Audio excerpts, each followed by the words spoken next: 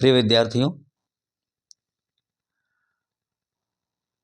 आपका स्वागत है हमारे YouTube channel exam crackers Hindi गुरु 2 में। आशा है आप सब लोग अपनी तैयारी में लगे हुए हैं, क्योंकि परीक्षाएं अब आपके बगल में खड़ी हैं।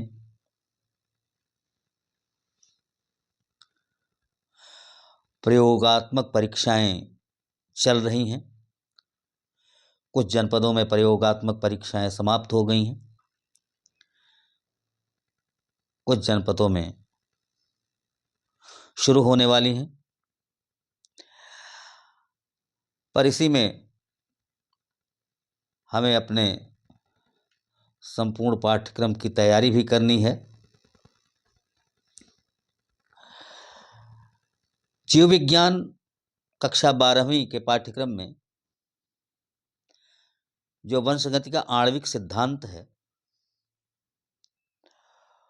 उसके अंतर्गत एक छोटा सा प्रश्न है, पर बहुत महत्वपूर्ण है और जो अक्सर ही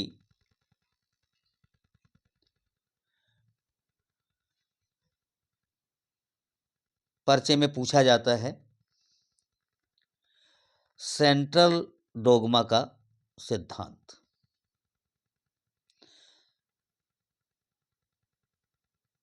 वस्तुतः सेंट्रल डोग्मा का सिद्धांत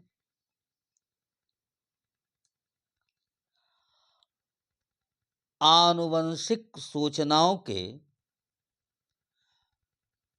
प्रवाह के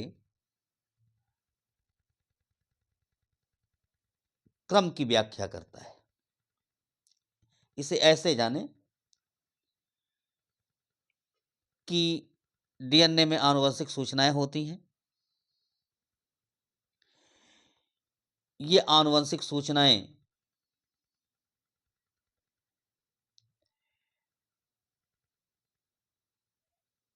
एमआरएनए में ट्रांसफर होती हैं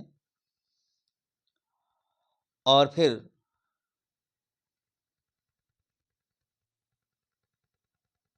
एमआरएनए राइबोसोम में पहुंचकर प्रोटीन के संश्लेषण में भाग लेता है।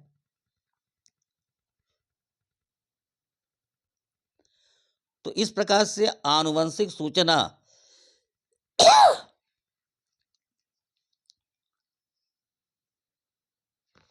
डीएनए से आरएनए, फिर आरएनए से प्रोटीन संश्लेषण की ओर प्रवाहित होती है।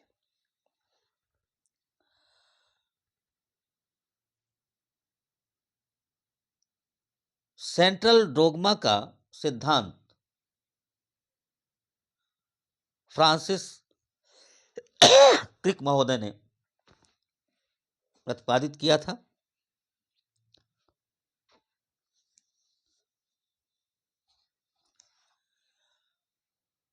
इसमें सबसे पहले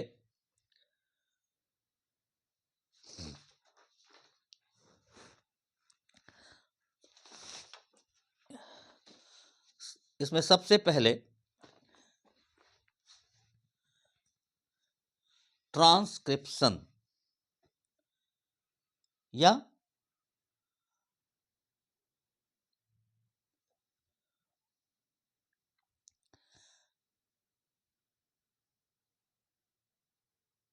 डीएनए का प्रतिकृतियन होता है।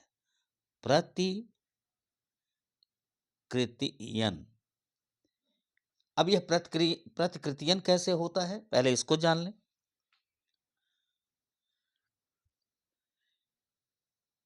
डीएनए पॉलीमरेज की सहायता से डीएनए अपने ही जैसी एक प्रतिकृति का निर्माण कर देता है और उसके बाद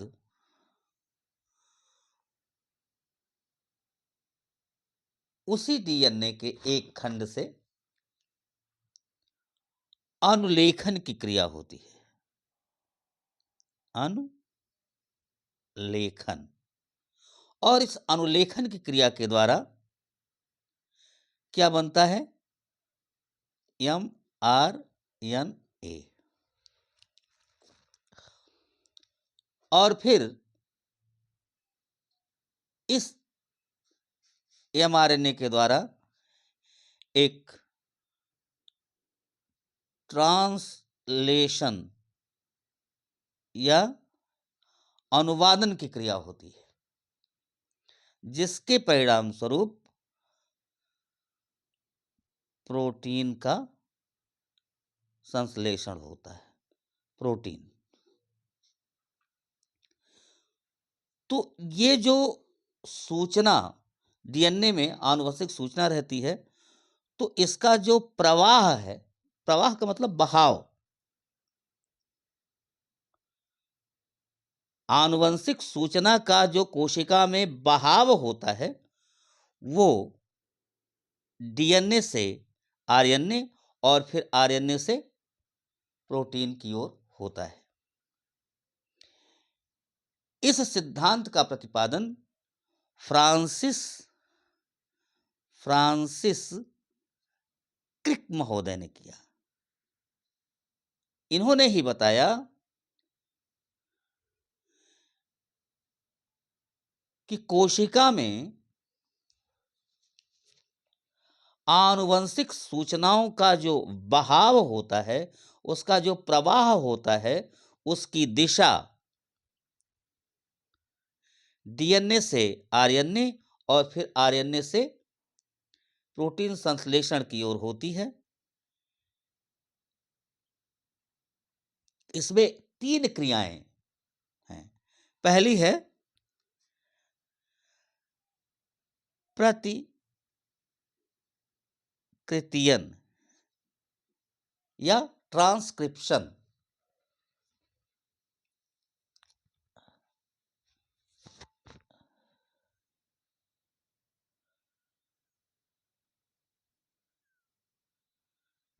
रेप्लिकेशन, ट्रांसक्रिप्शन, और इसको कहते हैं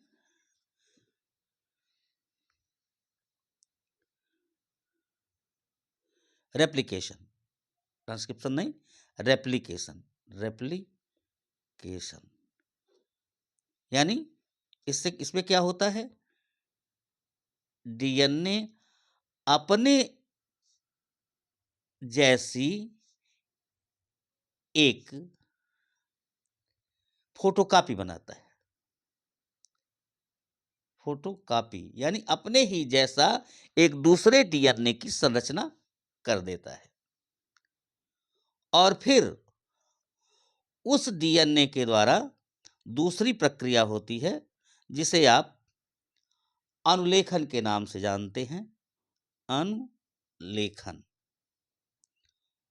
अनुलेखन में डीएनए से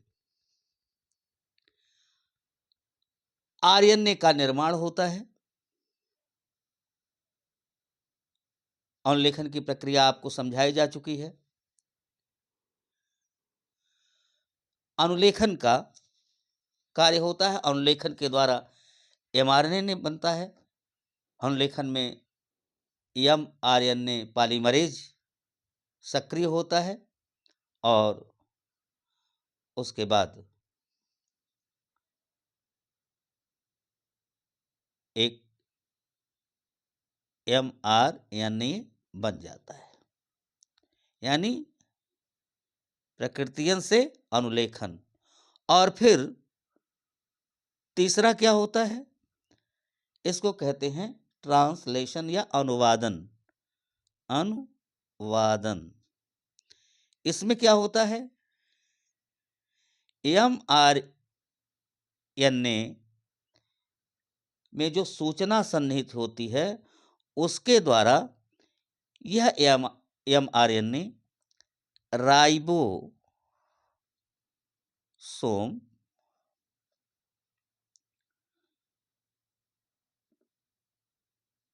जो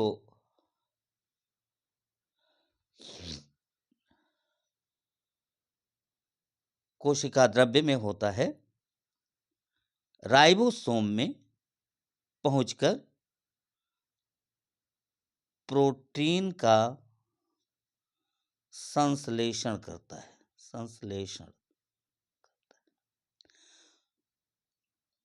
तो इस तरह से जो सूचना का, आनुवंशिक सूचना का प्रवाह हुआ, वह डीएनए से अनुवादन की ओर हुआ।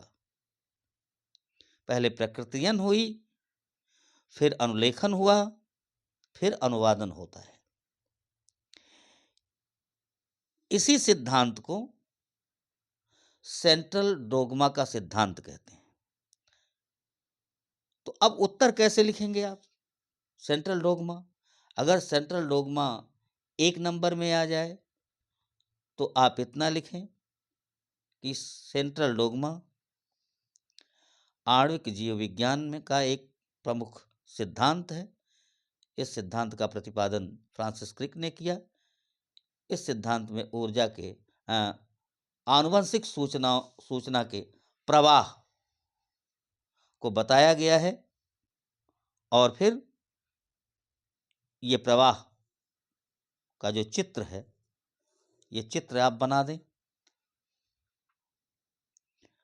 2 नंबर का है तो फिर आप लिख दें कि सेंट्रल डोग्मा का सिद्धांत फ्रांसिस क्रिक महोदय द्वारा प्रतिपादित किया गया है। इसके अंतर्गत उन्होंने बताया है कि कोशिका में आनुवंशिक सूचनाओं का प्रवाह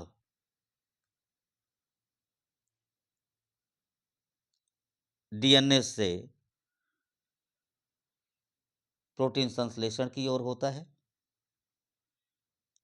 इसमें 3 प्रक्रियाएं होती हैं। पहला एक प्रकृतियन है, दूसरा अनुलेखन, तीसरा अनुवादन।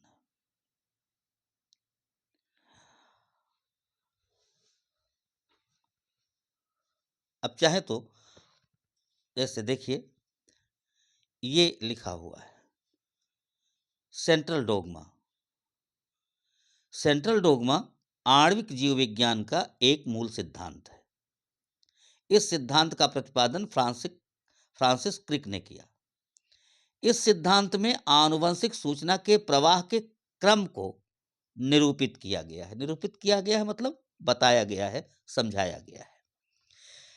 इस सिद्धांत के अनुसार आनुवंशिक सूचना का प्रवाह डीएनए से आरएनए और आरएनए से प्रोटीन की ओर होता है। इसमें 3 प्रक्रियाएं हैं। पहला डीएनए का प्रतिकृतियन। सर्वप्रथम डीएनए पॉलीमरेज के द्वारा डीएनए अपने समान एक प्रति बनाता है। फिर अनुलेखन होता है, ट्रांसक्रिप्शन। डीएनए के एक स्ट्रैंड से आरएनए पॉलीमरेज की सहायता से एमआरएनए बनता है।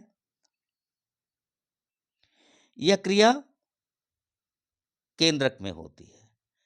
डीएनए का प्रकृतियन भी केंद्रक में होता है और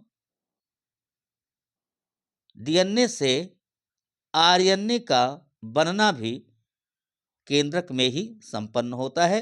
यह क्रिया भी कहाँ होती है? केंद्रक में। और फिर तीसरी क्रिया होती है अनुवादन की, जो एमआरएनए की सहायता से प्रोटीन का संश्लेषण होता है। यह प्रक्रिया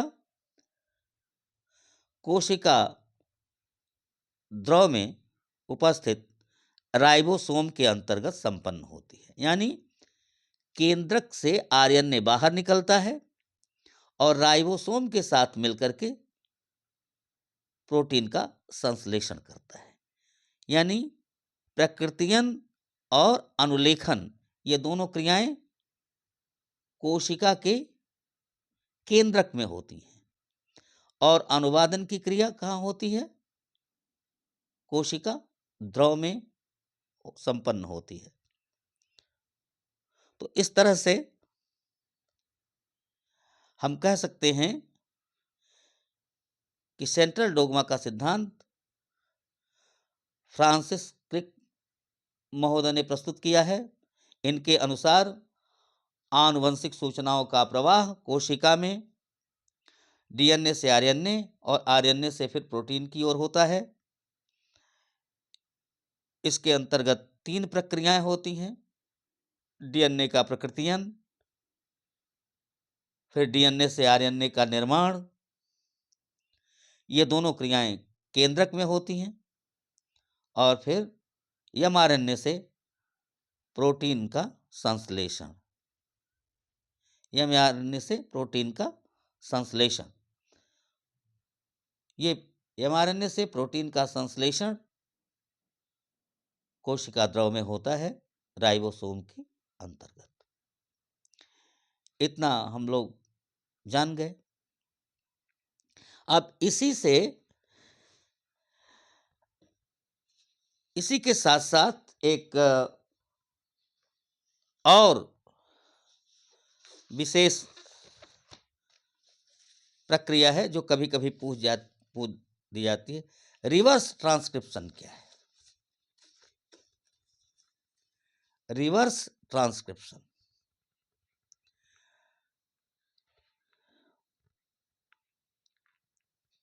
रिवर्स का मतलब होता है उल्टा। अब जैसा कि हम यह जानते हैं कि डीएनए से आरएनए का संश्लेषण होता है। डीएनए से आरएनए का संश्लेषण होता है। ये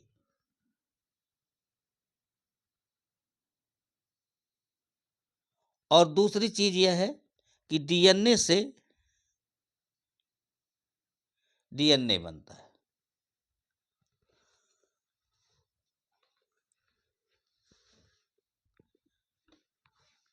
ये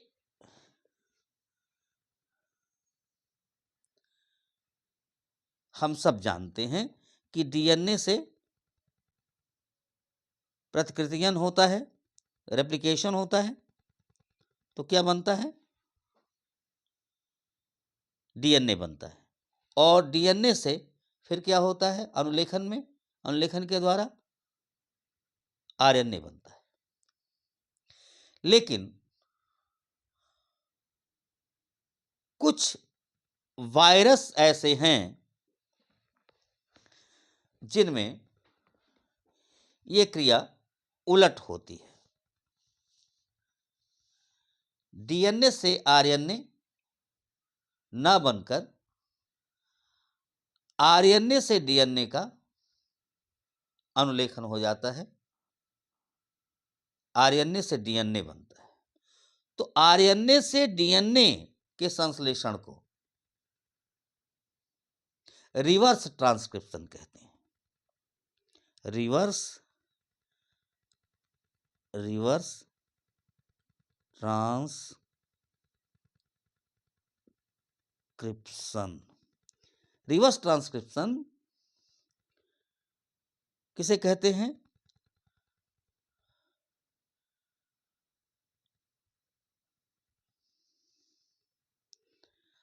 आरएनए के द्वारा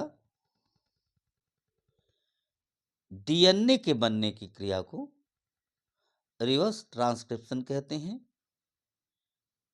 यह रिवर्स ट्रांसक्रिप्शन कुछ रेट्रोवायरसों में होता है, जैसे कैंसर के जो विषाणु हैं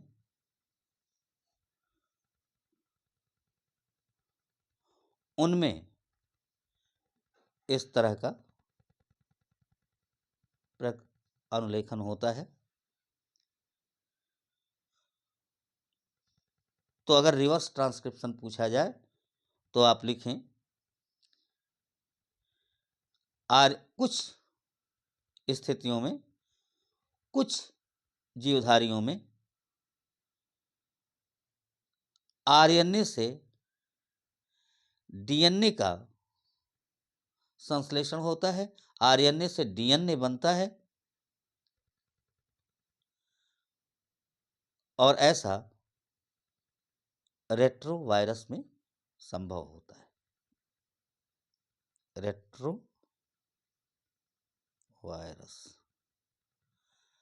रेट्रोवायरस में होता है। रिवर्स ट्रांसक्रिप्शन क्या होता है? आरएनए से डीएनए, जबकि सामान्य रूप से डीएनए से आरएनए का संश्लेषण होता है, अनुलेखन होता है। लेकिन रिवर्स ट्रांसक्रिप्शन में आरएनए से डीएनए का अनुलेखन होता है, आरएनए से डीएनए बनता है। ये दोनों प्रश्न छोटे तो हैं, पर परीक्षा के दृष्टिकोण से बहुत महत्वपूर्ण है। पहला है सेंट्रल डोग्मा। कभी 1 नंबर में पूछेगा कि सेंट्रल डोग्मा का सिद्धांत इनमें से किस वैज्ञानिक ने दिया है? तो आप याद रखें कि सेंट्रल डोग्मा का सिद्धांत फ्रांसिस क्रिक महोदय ने दिया है। और फिर 2 नंबर के प्रश्न में या 3 नंबर के प्रश्न में सेंट्रल डोग्मा के सिद्धांत पर टिप्पणी पूछी जाएगी। तो आशा है कि आपने वो टिप्पणी जान ली होगी। ये फिर से मैं इस पूरे ये सेंट्रल डोग्मा के सिद्धांत पर ये टिप्पणी है।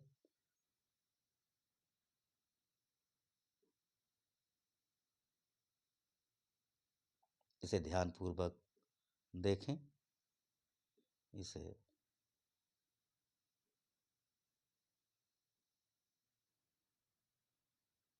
फिर से एक बार देखें, फिर देखें।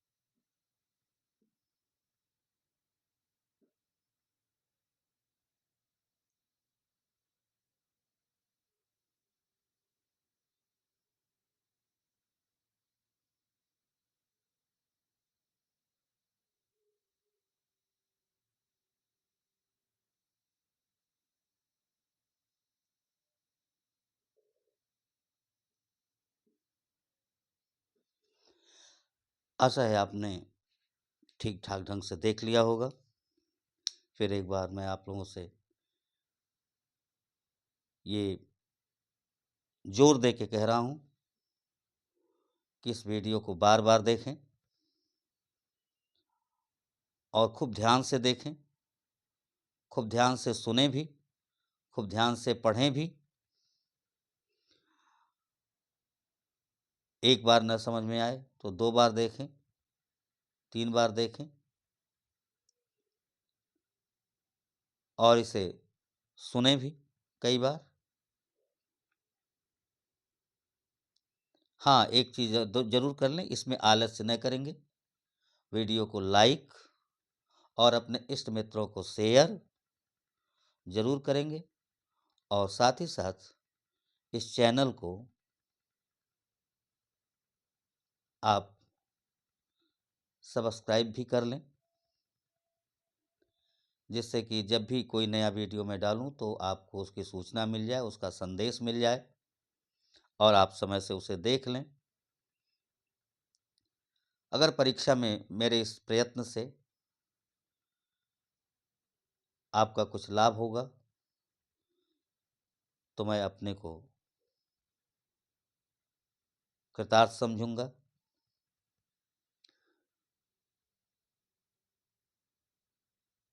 फिर एक बार खूब ध्यान से इस वीडियो को सुने, क्योंकि मैंने बहुत आराम से, बहुत सरल शब्दों में, बहुत आहिस्ता आहिस्ता आपको प्रश्नों को समझाने का प्रयास किया है। आशा है मेरे समझाने की ये शैली आपको पसंद आएगी और आप मेरे वीडियो को लाइक और शेयर जरूर करेंगे। धन्यवाद।